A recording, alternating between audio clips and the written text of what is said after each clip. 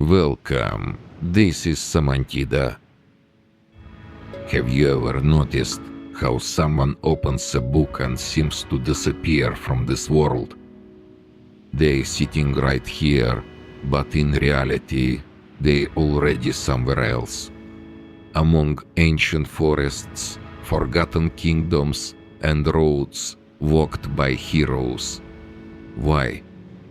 Why are we so drawn to places that aren't real? Or maybe it's the opposite.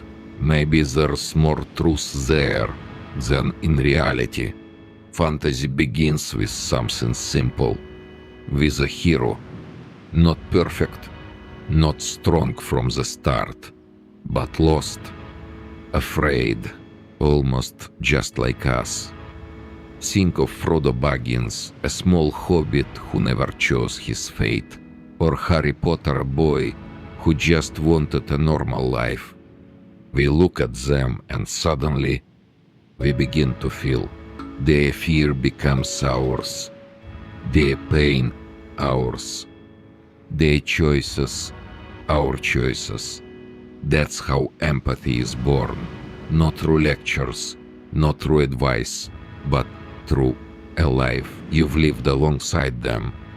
You begin to understand people, not because someone explained it to you, but because you felt it. But there's another reason, one people rarely say out loud. Fantasy is a refuge.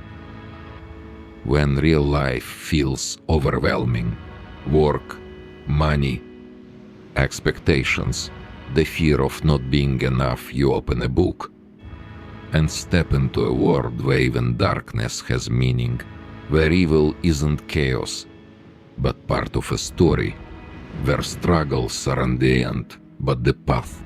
And in that world, you find something that's often missing in real life. Hope, a quiet, stubborn thought. If they made it, maybe I can too. But fantasy doesn't just comfort you, it changes you. Every hero walks a path. They fall, they lose, they doubt, and still they keep going. And at some point, you catch yourself thinking you're no longer just an observer. You begin to ask yourself, where is my path? What am I running from? And what am I truly capable of?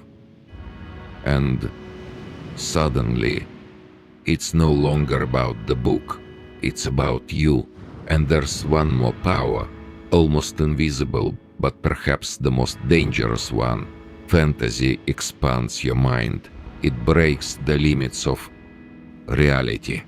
Worlds without boundaries. Creatures that don't exist. Laws that can be rewritten. And you start to get used to the idea that the impossible is just a matter of perspective. That's why artists create, writers build worlds, and musicians invent new sounds, because once they believed in the impossible. Fantasy is not about magic, not about dragons, not even about heroes. It's about being human, about fear and the choice to move forward, about pain and the strength not to break, about a dream stronger than reality. And maybe people don't read fantasy to escape this world, but to find the strength within it to return changed.